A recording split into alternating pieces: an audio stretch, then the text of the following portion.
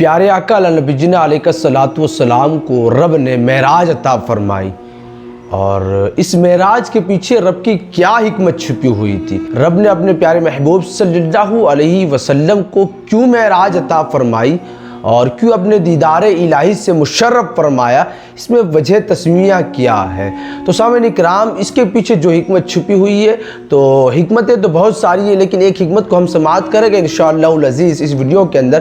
لہٰذا آپ سے مؤدبانہ گزارش ہے کہ ویڈیو کو آخر تک دیکھیں اور شیئر کرنا ہرگز نہ بھولیں۔ پیارے آقا نبی جنا علیہ السلام قرآنی آیت وَمِنَ اللَّيْلِ فَتَحَجَّدْ بِهِ نَافِلَةً لَكَ، اس آیت کریمہ کہ نازل ہونے سے پہلے، یہ آیت کریمہ بھی نازل نہیں ہوئی، بلکہ اس آیت کریمہ کے نازل ہونے سے پہلے پیارے آقا نبی جنا علیہ السلام اکثر و بیشتر نوافل کی ادائیگی فرمایا کرتے تھے، اور بعض اوقات کے اندر آپ آرام فرمایا کرتے تھے۔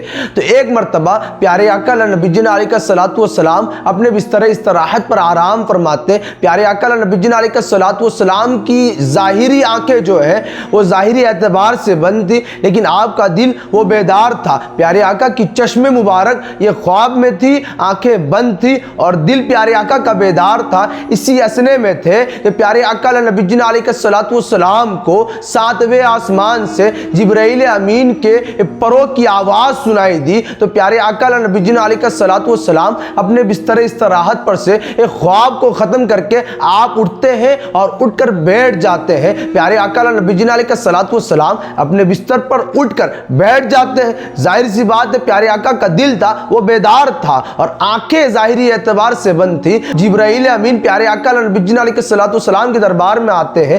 آنے کے بعد عرض کرتے ہیں کہ اے محبوب خدا صلی اللہ تعالی وسلم، تمہارے رب نے تمہیں پیغام سلام بھیجا ہے، تمہارا رب تمہیں سلام بھیجتا ہے۔ اس کے بعد فرمایا گیا رب کا پیغام ہے کہ رب تعالی نے تمہیں اس لیے پیدا کیا ہے، رب نے تمہیں اس دنیا میں اس لیے مبعوث کیا ہے، رب نے تمہیں اس دنیا میں اس لیے پیدا کیا ہے تاکہ تم اپنے گنہگار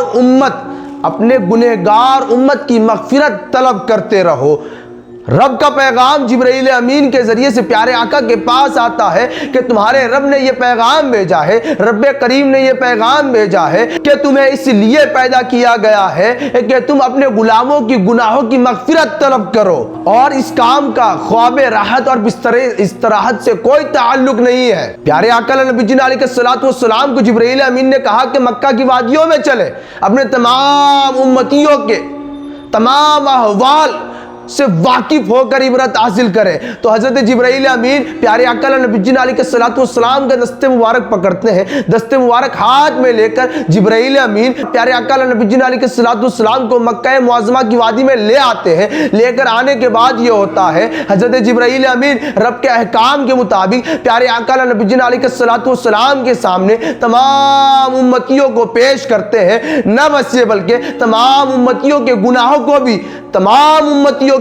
کو بھی پیارے آقا کے سامنے پیش کیا جاتا ہے، اور میرے آقا صلی اللہ علیہ وسلم نے اپنے گنہگار امت کے گناہ اس قدر ملاحظہ فرمائے جس کی کوئی حد نہیں، جس کا کوئی شمار نہیں۔ اس کے بعد جبرائیل امین فرماتے ہیں کہ محبوب خدا صلی اللہ علیہ وسلم، اگر آپ مقام محمود کو حاصل کرنا چاہتے ہو، اگر آپ مقام محمود کو پانا چاہتے ہو تو کثرت نوافل کرو، نوافل کی کثرت کرو۔ آگے روح الامین فرماتے ہیں کہ کم خوری اور شب بیداری کی ریاضت کیجئے۔ کم خوری یعنی کم کھا کر، اور شب بیداری راتوں کو جاگ کر رب کے دربار میں عبادت کیجئے۔ میرے قوم کے نوجوانوں، روح الامین فرماتے ہیں کہ بھوک اور شب بیداری کی برکت سے شفاعت کے درجات تک پہنچیے۔ اس کے بعد یہ آیت کریمہ نازل ہوئی وَمِنَ اللَّيْلِ فَتَحَجَّدْ بِهِ نَافِلَةً لَكَ عَسَىٰ أَن يَبْعَثَكَ رَبُّكَ مَقَامًا مَحْمُودًا۔ پیارے آقا نبی جنا علیہ السلام اپنے گنہگار امت کے گناہوں کے مشاہدے کے بعد اور عتاب باری تعالیٰ کے بعد آپ کا دل مجروح ہو چکا تھا، آپ کا سینہ زخمی ہو چکا تھا۔ اسی حال کے اندر آپ اپنے گھر لوٹتے ہیں۔ گھر لوٹنے کے بعد پیارے آقا نبی جنا علیہ السلام گھر میں آنے کے بعد اپنے رب کے دربار میں حاضر ہوتے ہیں۔ حاضر ہونے کے بعد عریضہ کرتے ہیں کہ اے بار الہی، اے رب کریم، اے رب عز و جل، میں اپنے گنہگار امت کی کون سی گناہوں اور کون سی معصیت کی معذرت طلب کروں؟ میرے امت کے گناہ اتنے کثیر ہے ہے کہ کس گناہ کی معذرت طلب کروں اور کون سے جرم و گناہ کی شفاعت کروں۔ حکم ہوا کہ آپ کے امت کے گناہ آپ کی شب بیداری کے ساتھ وابستہ ہے۔ اے محبوب، اگر آپ تہائی امت کی مغفرت کرنا چاہتے ہو تو آپ رات کے تہائی حصے تک جاگیے، اور اگر آپ نصف امت کی مغفرت کرنا چاہتے ہو تو آدھی رات تک جاگیے، اور اگر آپ تہائی حصے کی مغفرت کرنا چاہتے ہو اپنے امتیوں میں سے تو رات کے تہائی حصے تک جاگیے، اور اگر آپ اپنے تمام امتیوں کی مغفرت کرنا چاہتے ہو تو ایک دو پہر نہیں بلکہ ساری رات جاگ کر رب کے دربار میں عبادت کیجئے۔ میرے قوم کے نوجوانوں، پیارے آقا نبی جی علیہ الصلوۃ والسلام کا حال دیکھ کے پیارے آقا نبی جی علیہ الصلوۃ والسلام نے اپنے بستر استراحت کو لپیٹ دیا ہمیشہ ہمیش کے لیے۔ اس کے بعد حال یہ ہوتا ہے کہ شب و روز، ہر لمحہ، ہر ساعت، ہر گھڑی رب کے دربار میں حاضر ہو کر عبادت و ریاضت میں مشغول ہو گئے۔ کیوں؟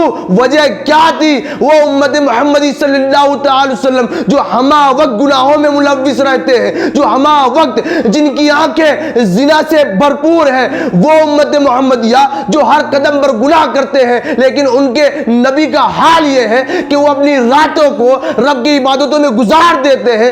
وجہ یہ ہے کہ ان کے امت کا جو گناہ ہے، ان کے امت کے گناہوں کو دھل دیا جائے، ان کے امت کو جو گناہ کی سزا ملنے والی ہے اس سزا کو دور کر دیا جائے۔ تو وہ نبی صلی اللہ تعالی علیہ وسلم جو اپنے امت کی شفاعت کے لیے، اپنے گنہگار امت کی مغفرت کرنے کے لیے ساری راتیں رب کے دربار میں حاضر رہ کر عبادتیں کرتے، اور نہ بس یہ بلکہ لمبی راتیں صرف 2 رکعت میں آپ ختم فرمایا کرتے تھے، اور صبح سے لے کر شام تک اپنے گنہگار امت کے غم میں رہا کرتے تھے۔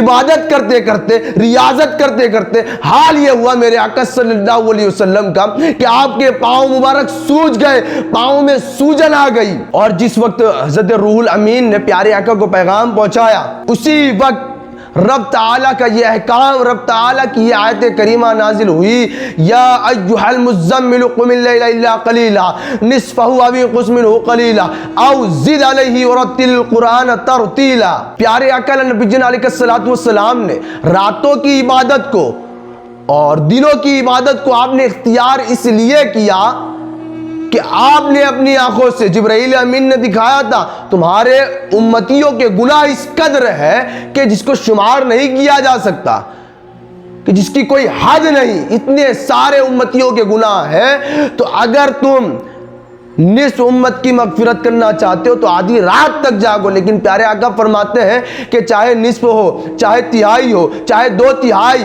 کہ ان تمام کے حساب کی رعایت مشکل ہے۔ پیارے آقا نے اپنے بستر استراحت کو لپیٹ کر شب و روز، دن اور رات، ہر لمحہ، ہر ساعت، ہر گھڑی رب کے دربار میں حاضر ہو کر عبادت و ریاضت میں مشغول ہو گئے۔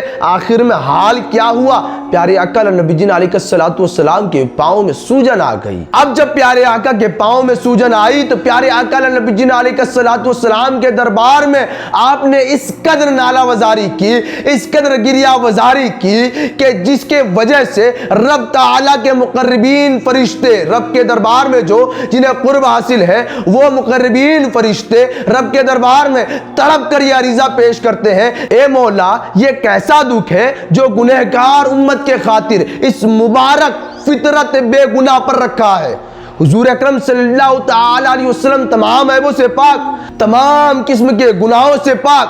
اس وقت رب عز و جل نے کمال بے نیازی سے سورہ توحہ کو نازل فرمایا۔ رب فرماتا ہے، توحہ ما انزلنا علیک القرآن لتشقی الا تذکرۃ لمن یخشی، یعنی یہ کہ اے محبوب، ہم نے آپ کو اپنی عبادت کے لیے کہا اور ساتھ میں یہ بھی کہا تھا کہ اپنے گنہگار امت کی مغفرت طلب کرے، لیکن اس کا یہ معنی ہرگز نہ تھا کہ تم عبادت و ریاضت اس حال تک کرو کہ اپنے ذات کو ہلاکت میں ڈال دو، اس کا یہ معنی ہرگز نہ تھا۔ پیارے آقا نبی جی علیہ الصلوۃ والسلام کے سامنے تمام امت کے گناہ پیش کیے گئے، جس کو آپ نے بہت زیادہ دیکھا۔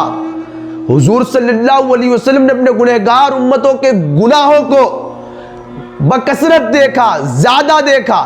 رب فرماتا ہے کہ اب ہم آپ کو ملکوت اعلیٰ پر لاتے ہیں تاکہ اپنی رحمتوں کے دریا اور مغفرت کے خزانے دکھائیں۔ میرے قوم کے نوجوانوں، پیارے آقا نبی جی علیہ السلام کو معراج کرانے میں کئی حکمتیں، انہی میں سے ایک حکمت یہ ہی ہے جس کو آپ نے سماعت کیا۔ پیارے آقا نبی جی علیہ السلام ہر وقت اپنے گنہگار امت کی مغفرت کی طلب کیا کرتے تھے رب کے دربار میں، لیکن ہمارا حال یہ ہے کہ ہر وقت گناہوں میں ملوث، نہ جانے کن کن خیالات میں ہم مبتلا ہیں، لوگوں کی محبتوں میں ہم غرق ہیں۔ لیکن ہونا یہ چاہیے کہ تم اس محبت میں پڑھو، اس محبت کو اختیار کرو، اس محبت کو حاصل کرو جو محبت تمہارے لیے دنیا میں بھی کامیابی اور کامرانی کی سرٹیفکیٹ ہے اور آخرت میں بھی کامیابی اور کامرانی کی سرٹیفکیٹ ہے۔